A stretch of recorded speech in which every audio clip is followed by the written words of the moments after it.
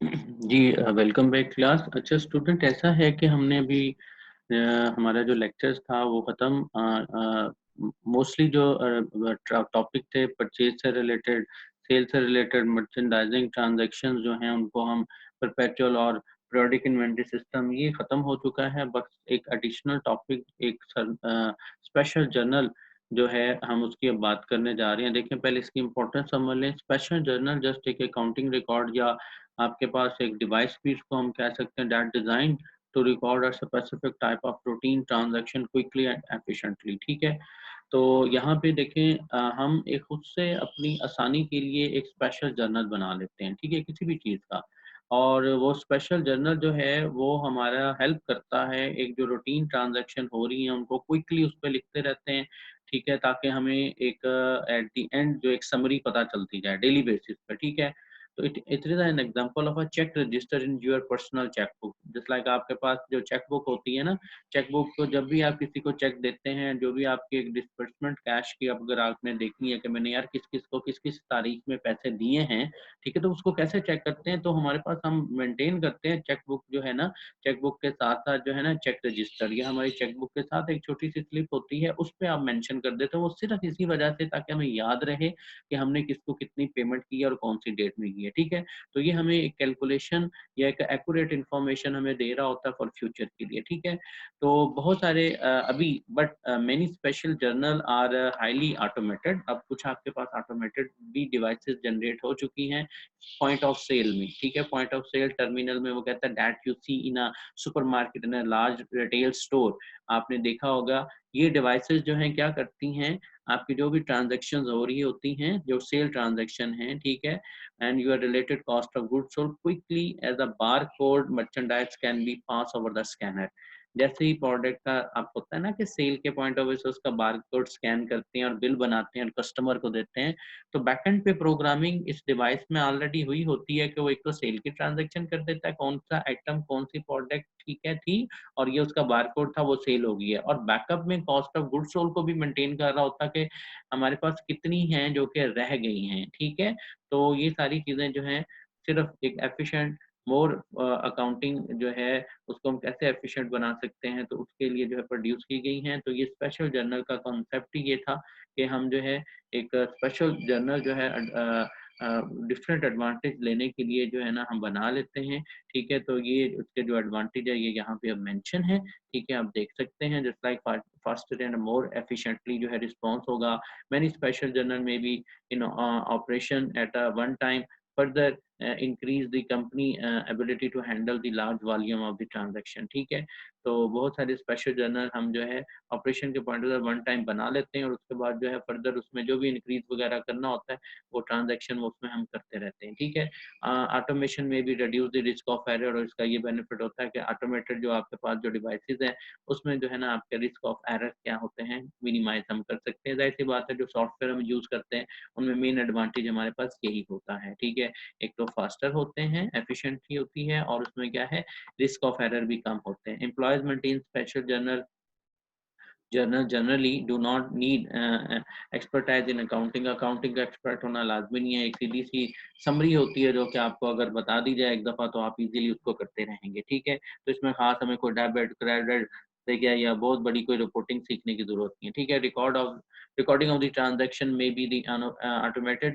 side effect of the other basic business activities such as collection cash from the customer।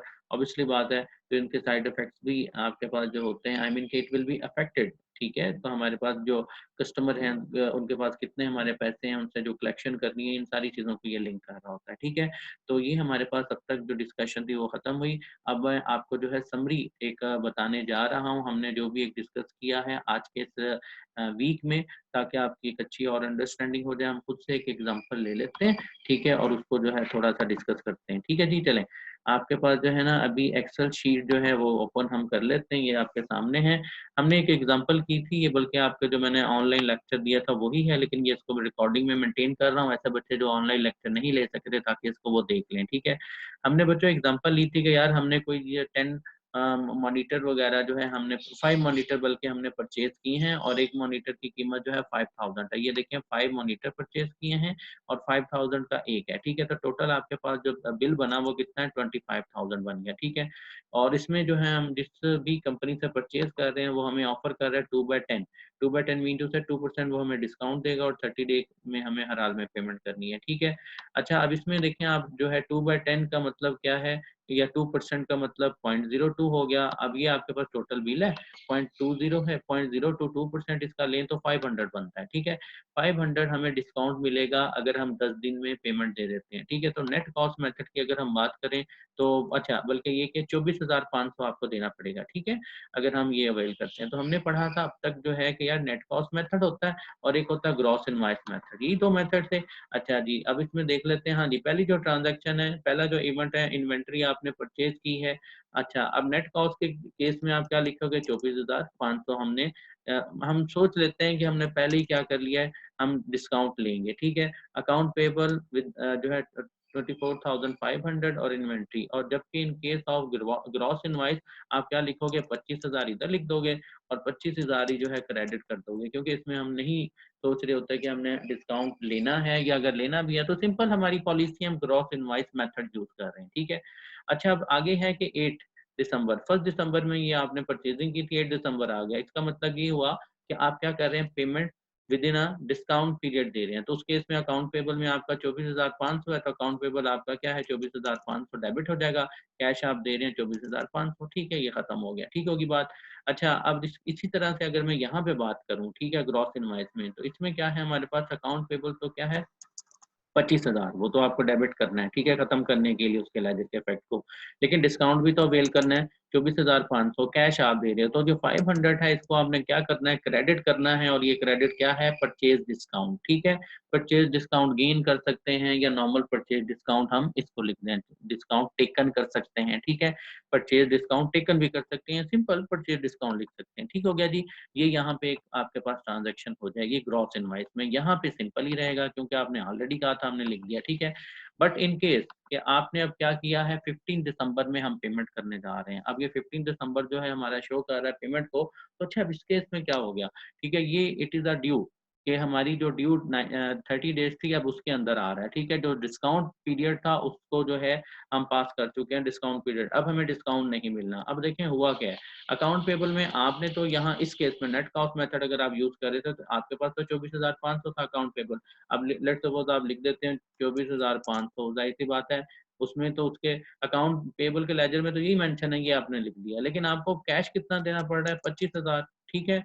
तो बाकी ये जो difference है 500 का, अब इसका क्या करूं, ये 500 डिफरेंस मुझे डेबिट करना पड़ेगा एज अ डिस्काउंट लॉस, ठीक है। ये क्या है, परचेज डिस्काउंट लॉस, हम इसको कह सकते हैं, डिस्काउंट लॉस भी कह सकते हैं, बात एक ही है। परचेज लिखें वो भी अच्छी बात है, नहीं लिखना चाह रहे डिस्काउंट लॉस, तो ऑटोमेटिकली समझ यही आ रहा है कि क्या, कि डिस्काउंट मिलना था हमें बट अवेल नहीं किया, तो लॉस कर गए, तो 500, ठीक है, ये डेबिट हो जाएगा। It will be reported as a part of your asset, sorry expense, ठीक है। चलें जी, अब आगे हम बात कर लेते हैं, इसमें क्या होगा, इसमें सिंपल सी बात हो जाएगी, अकाउंट पेबल ऑलरेडी 25,000 था और 25,000 हमने कैश दे दिया, और क्योंकि हमने जो है डिस्काउंट अवेल नहीं किया तो हम तो ऑलरेडी यही लिख के बैठे हुए थे, ठीक है। तो ये ट्रांजैक्शन हो गई। बाकी रहेगी बात कि हमने सेल रिटर्न की भी बात की है, परचेज रिटर्न की भी बात की है, तो वो भी इसी में आप शामिल कर सकते हैं। अगर परचेज रिटर्न है, ठीक है, तो परचेज के पॉइंट ऑफ व्यू से अगर आप कह देते हैं कि यार हम ये मेथड यूज कर रहे हैं, तो परचेज हमने हमने जो है 5 ये एक मॉनिटर ही है जो कि डैमेज है, ठीक है, वो सही नहीं है, या जो हमने लेबल उस पे नहीं सही लगा हुआ, जिस कंपनी का हमें चाहिए था वो नहीं है, 5000 का था, तो आप क्या कर सकते हैं, आपने जो इन्वेंट्री वो थी आपके, अब फिर रिवर्स इसको रिवर्स करना है आपने, ठीक है, इसको, ठीक है, पहली जो ट्रांजैक्शन है उसको माइंड में रखना है आपने। क्या करोगे कि यार अकाउंट, ठीक है, अकाउंट पेबल, ठीक है, वो हम डेबिट करते हैं, और उसके बाद जो है क्रेडिट क्या करते हैं हम, इन्वेंट्री, ठीक है, तो इन्वेंट्री को हम क्रेडिट कर देंगे, ठीक है। अच्छा, अब इसमें जो है 5000 का एक था, तो लेकिन हमें वो कितने का पड़ा, इस चीज को आप देखें, ठीक है। आपने जो है बात की हुई थी कि हमने तो डिस्काउंट में अवेल करना है 5000, ठीक है, उसका जो है मल्टीप्लाई 0.02, ठीक है, 100 रुपीज समझो इसमें कम हो गया, तो आपको 5000 की बजाय आप क्या करोगे, 49 की कर दोगे, ठीक है, हमें इतने का पड़ा था इन्वेंट्री 49, ठीक है। अच्छा, अब दूसरी बात अगर इसमें हम बात करते हैं तो ये सेम आपके पास यही ट्रांज़ैक्शन यानी कि यही अकाउंट्स आप यहाँ पे लिख सकते हैं और उसके बाद जो है आपने करना क्या होगा, आपको 5000 सिर्फ़ लिखना होगा कि 5000 हमने रिटर्न कर दिया है, ठीक है? या ये हमने कंपनी को नहीं देने। ये आपकी परचेज़ जो है रिटर्न की है। अब सेल की अगर हम बात करें तो सेल में भी सेल डिस्काउंट और नेट सेल ये सारा हम पढ़ चुके हैं, तो उसकी भी सिंपल ट्रांज़ैक्शन जो लास्ट अभी मैंने पढ़ाई भी है। तो मज़ीद आप इस लेक्चर को देखिएगा, अगर कोई इश्यू होता है तो लाज़मी पूछिएगा। नेक्स्ट जो हमारे पास है उसमें हम सिर्फ़ और सिर्फ़ बात करेंगे अपने जो असाइनमेंट की, तो उस पे हम जो है डिस्कशन करते हैं। ठीक है जी, अल्लाह हाफ़िज़। हमारा जो लेक्चर है यहीं तक था, ख़त्म।